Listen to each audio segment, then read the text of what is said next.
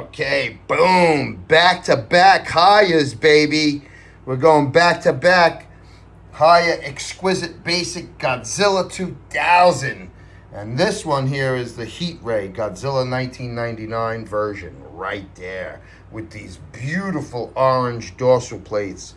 Once again, very nice looking box here.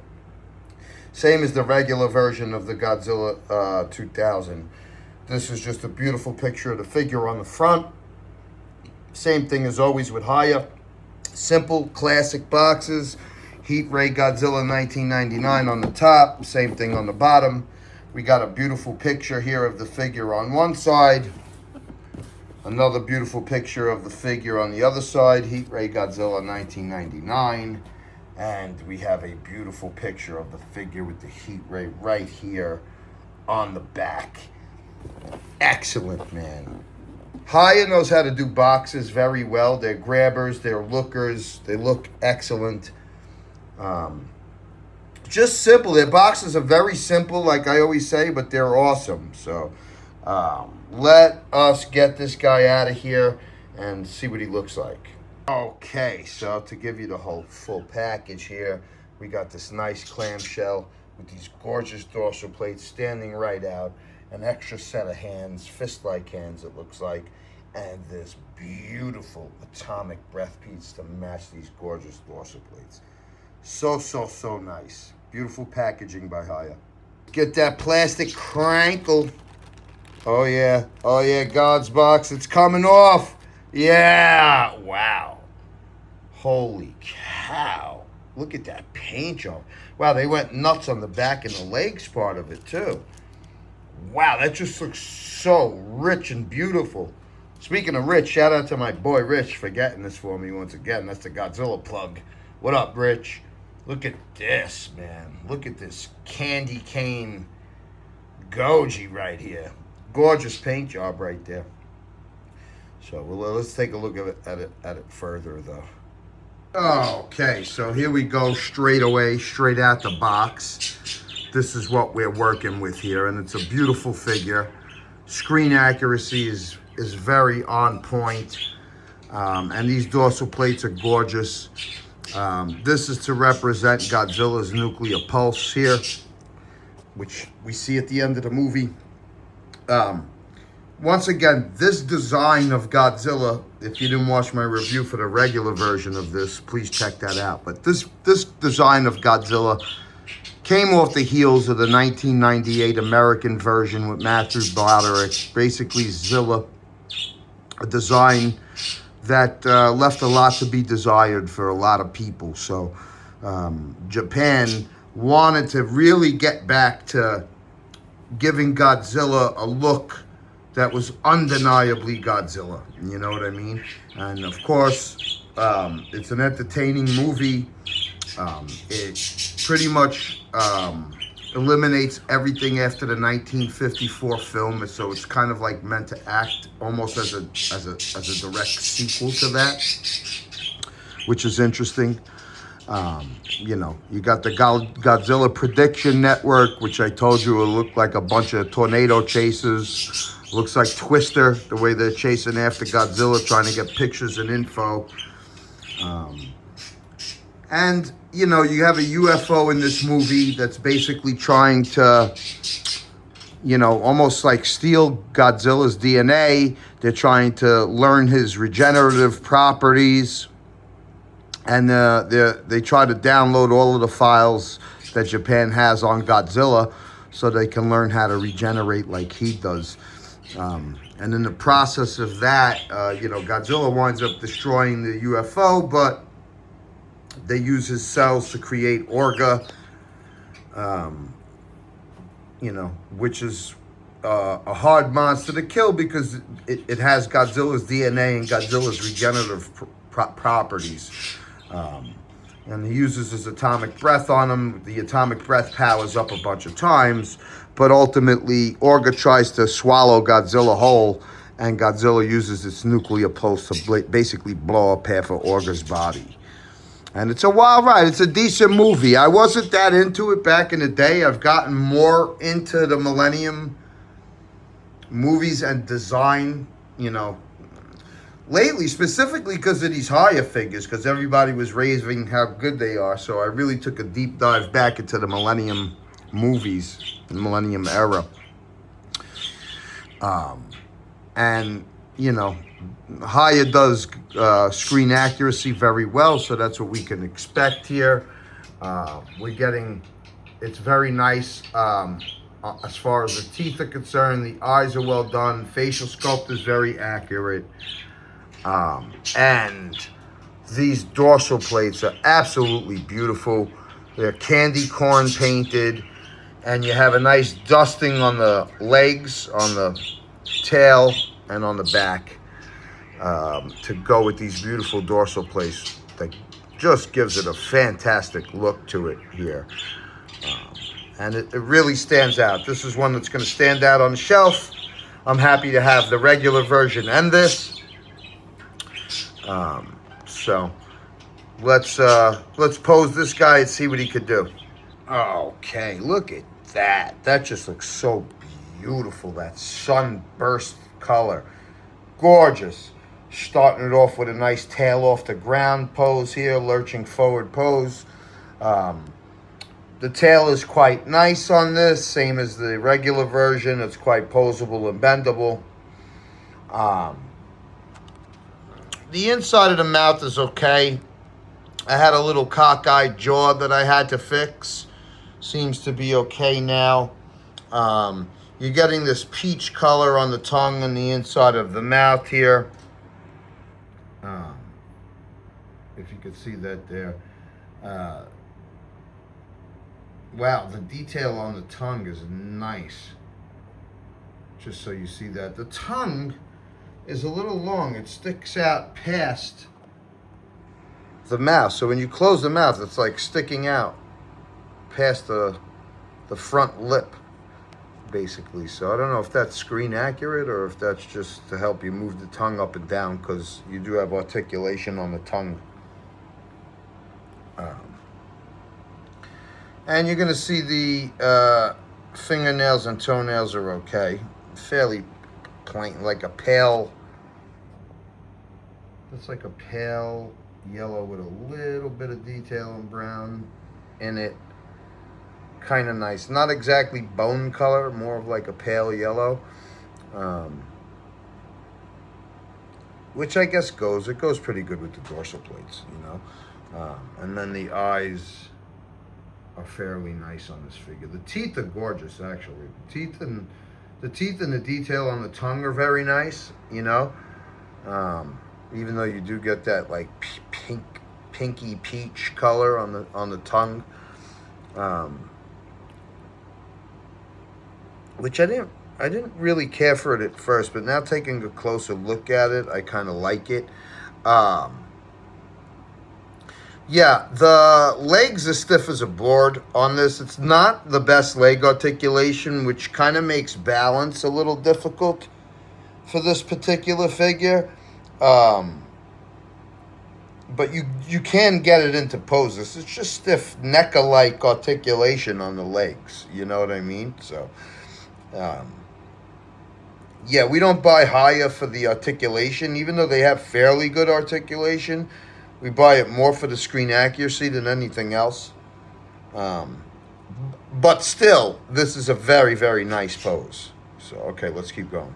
Okay, so now this is as high up as you could get the figure to look for a nice roaring into the sky pose. That's as high up as you could get the head and the tail. Arm articulation follows along with the legs. It's just not very good. You know what I mean? I've heard this figure gushed about, and I can understand why in terms of the look of it. The screen accuracy, the beautiful paint job. Yes, that's nice. But the articulation, in my opinion, is severely lacking on this figure and doesn't justify everybody glazing this so hard. You know what I mean? It's mediocre articulation, aside from, you know, a nice head and neck system and a good tail. Arms and legs are just not very good. So, but anyway, a nice roaring to the sky pose right here. Okay, so now what we are getting here is some very good crunch. Head goes down, neck, and a nice crunch at the waist. So it's giving you three different places to really get Godzilla to look down. And of course you can see with this tail like can go in a corkscrew and really hold its position nicely. So you could do some really nice looking towards the ground poses with this figure. And that's very nice. That looks awesome. Okay, that's very nice too. You get a lot of turn at the waist here, at the neck and at the head, to really give you a looking to the side pose. A nice looking to the side pose with this figure. That looks pretty awesome. All right, so that's one thing this does well. It gives you good turn at the waist, neck, and head to give you a decent staring to the side pose. I like that. Plus right there. Okay, swimming pose is going to be very decent on this figure here, and it looks sick with these dorsal plates. But pretty much tail straight away. Neck looks and head look far enough forward to give you a nice swimming pose. You know, and we did see him swimming like this in the movie, so dope. Okay, you can also get him into a fairly decent foot stomping pose with the help of the tail. I like the bend at the knee, which is okay, but not really much more as far as the leg articulation goes. It lets you pick it up to give it with a nice bend at the knee. But it doesn't work in unison like where you could really get it to look down so it looks like he's looking at whoever he's stepping on. It's an okay foot stomp pose, you know what I mean? But it's not terrible articulation, it's just not the greatest, where some poses are just going to be okay. Okay, see, I want to try to get Godzilla into another nice tail off the ground pose. It's a little difficult. The leg articulation simply does not help with these poses. It's hard to balance it. Takes a minute. Takes a minute to get in these poses, but that's a nice pose. Anyway, though, it looks good once you get it there. I like the running pose you can get this thing in. I feel like that's nice right there. That actually looks pretty slick and awesome. And that's kind of fluid, you know? So it's a nice running pose. Okay, here's a very, very cool pose. Now, I just want to show you the articulation on the head is really cool. Looks up, looks down, looks side to side, and it rocks. It rocks to the side, which really gives you good... Like right now, I don't have the waist turned at all. It's just the head. As you can see here, look at that, man. That is incredible right there. That just looks amazing. Yeah. See, it's poses like that. This is why we get this figure. Of course, you can see the tail here is just absolutely gorgeous. Absolutely gorgeous. Man. That looks nice. See, like you get it like that. I might pose it on the shelf like that. Seeing it in a pose like that makes the purchase worth it, obviously. So nice. And you could kind of do a down on one knee pose. Not exactly a full crawling on all four pose, but you can do a down on one knee type of pose like this, which actually looks really good, just to give you a little bit of what this guy can do. That's a nice pose, actually. Give you another, you know, looking to the side pose so you could see what the head and neck do. They work in unison. You could turn either or. And that tail is beautiful. You really don't get much in the way of like rock or swivel on the foot. The foot is like lacking. The legs are lacking. You know, there's no question about it. But yeah, just to show you what, you know, I think with these looking to the side poses, those are some of the nicer poses you could get with this because of the head and neck articulation and the tail to follow. And also you can have these nice looking to the sky type poses here, just like that, because of the head on neck articulation. And those type of poses look nice with it as well.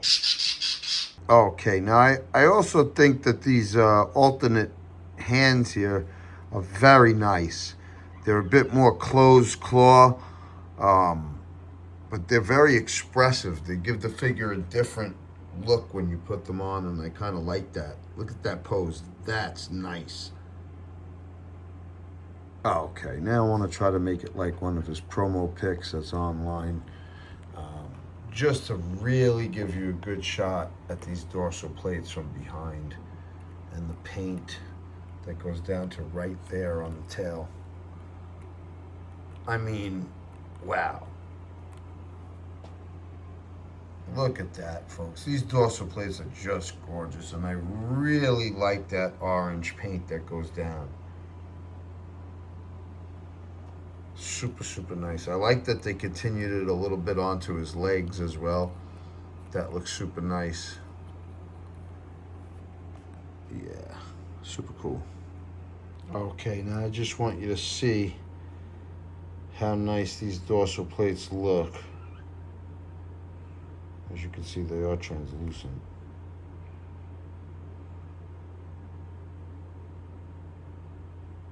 Very, very nice.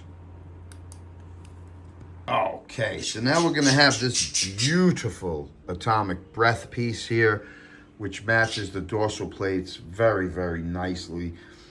It is a nice atomic breath piece, I have to say. One of the nicer ones I've seen in quite some time. I love the color of it. I love the shape of it. It looks really good. It doesn't stay in the mouth tremendously well. It's got two prongs that plug into the back of the mouth, but it doesn't really stay in there too tight.